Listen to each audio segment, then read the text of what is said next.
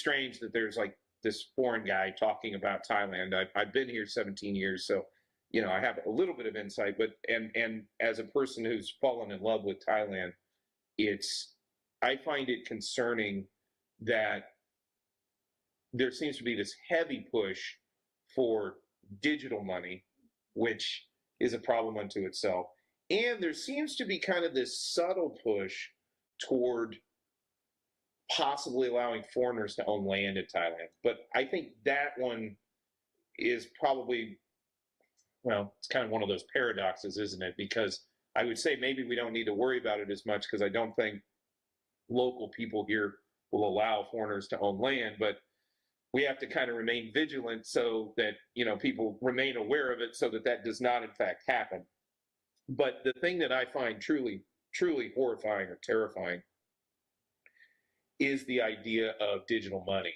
Because at the point at which all of our financial transactions are in a digital format, they can be surveilled, they can be tracked, and I mean, they can dictate what it is spent on. They can dictate the time frames it is spent on. They can say this money expires in 6 months. So and I really ask the question, how is it money if it can expire? I mean, how is it really money if it can expire?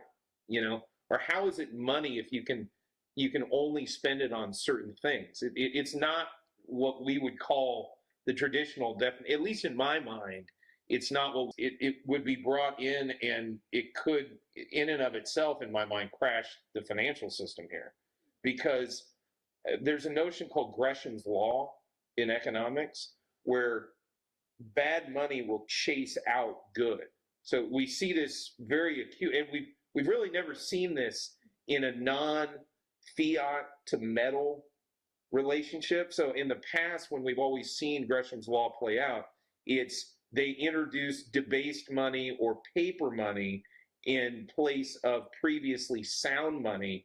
And so the sound money runs away. So if one day you're using gold and silver to make transactions in the market, and the next day they come out with paper money and they say, oh, you can use this, it's the same as gold and silver. Well, everyone knows it's not the same as gold and silver. So they gather up all their gold and silver and hoard it and take it in.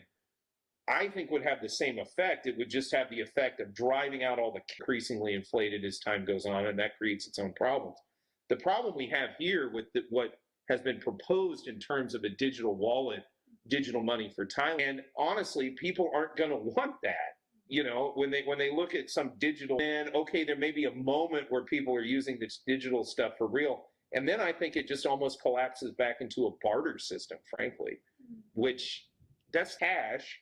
And then the only thing in the system is this digital money at home.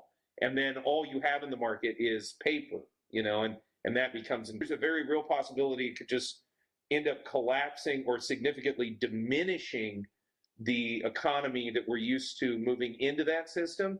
And it's highly deflationary. Basically, your economy is collapsed down to something very, very primitive. And that's sort of the irony with this digital money, is they're saying it's sort of the next generation, but it has ultimately, what I'm trying to say is, me personally, I don't have a problem with banking per se. I have a problem when banking becomes sort of hijacked to control people.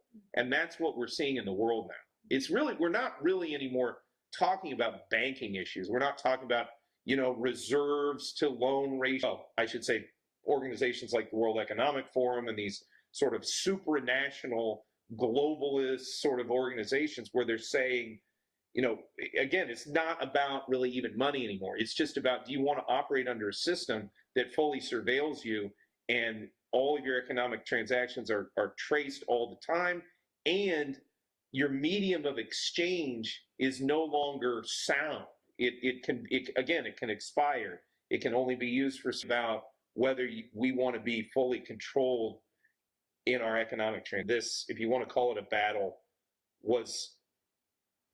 certain aspects of the field were conceded the minute we really all got addicted to our lead. Just sort of one sort of black box. I don't care who it is, be it a central bank, be it a particular authority, be it whatever, a finance authority or whatever. I don't want any black box to just be able to create numbers out of thin air that are then usable as money, but they can also track and trace it everywhere. Because one, that want the convenience of not having to deal with cash, okay, fine, I don't have any problem with that. But we have to keep the monetary system sound. It can't just be something that you can push a button on a whim and all the money disappears. After 25 years, when quite honestly, the American financial establishment has become profligate. They've basically become irresponsible in not maintaining a sound monetary system. Basically, they're just printing, and we have to take responsibility in terms of both taxes and the hidden tax inflation for when they create this stuff out of thin air. But okay, there's problems enough with central banking, right? What we're looking at in this scenario is not only a direct quote, and that's pretty much the most concise analysis I've ever heard. That's exactly right. Gold is money, everything else is bank credit. I see. This is very interesting. I want to dig into pretty much almost all the Thai people are familiar with gold. Very familiar. And they know how important it is. But Japanese people, like we don't talk about much about it. And like here, this is a walking liberty. This is American denominated gold. This is Thai gold. They have a different weight. Okay, and this again, and let me be clear. Gold keeps people honest. If you run an honest gold standard, if you say, for example, this is denominated at $50. Okay, like on the back of this, it says this is $50 because there was a time when this really was $50. Like this is what $50 was. $50 got you an ounce of gold. You're keeping the metal, and you said, you know what? I'm going to need metal for this. And they'd say, yeah, here you go. And because it was gold backed. But the thing to understand, it's not about the gold itself. It's about keeping your monetary supply honest.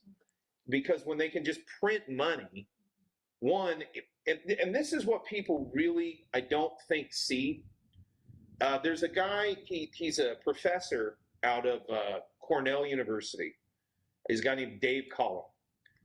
And he brought up a really good point when the quote-unquote pandemic started, that they could never have done the lockdowns. They could never have done all the things that they did in America if they had not been able to turn on the money printer and just print money and say, okay, you don't have to go to work for months on end. We'll just give you money. We'll give you a check. But it was just paper.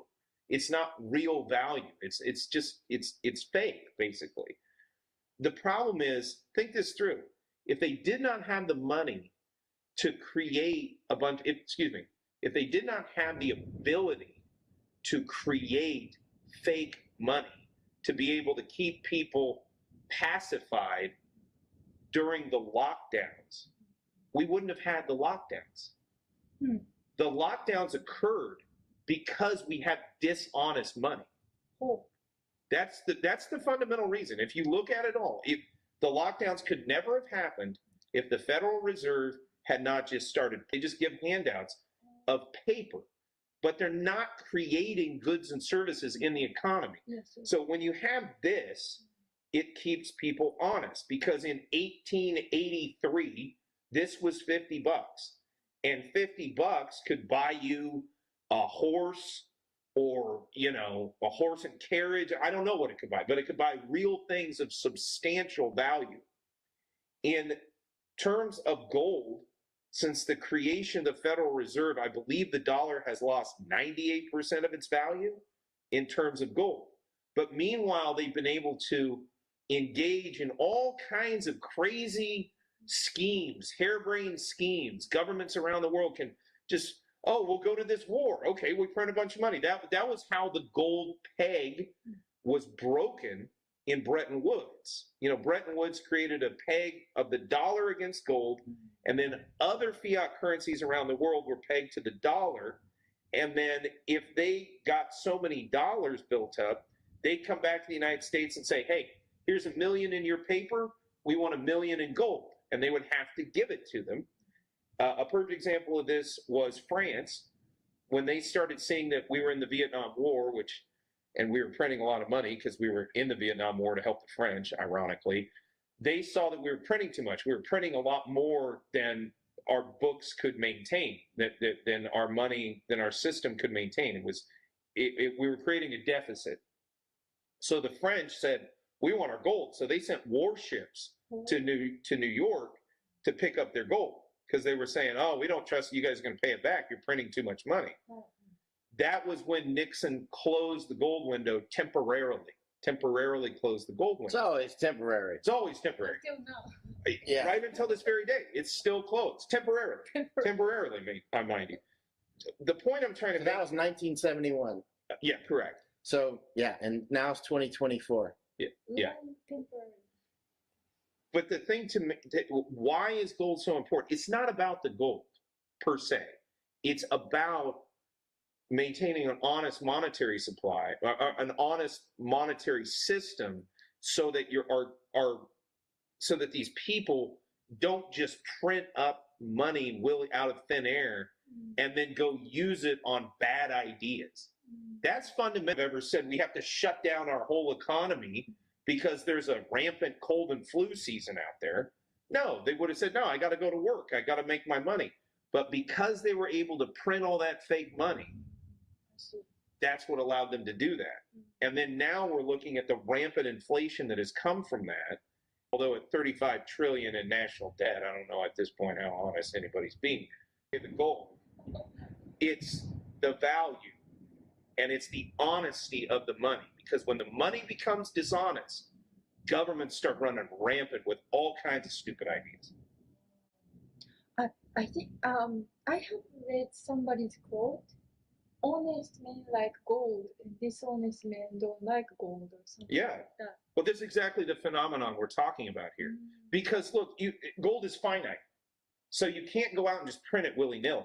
So when you spend money that's backed by it, it's limited. It can't just be made up out of the air. I see. Oh. Right. It chains down the spending authority of government, and it makes them have to be accountable. They can't make more gold. They can't make more gold. Remember what Doug Casey said, one of the 5 things that makes a good currency is, one of the important things is a government can't make more of it. Right. So if you chain it to that, that's gravity. Right. More and more fake money gets created. And there's actually a good historical analogy for this in a book called The Oligarchs, which is about how the USSR failed. And they actually talk about in that book about the banking system in the Soviet Union at the time. And that as they had what were called cash rubles and then ledger rubles.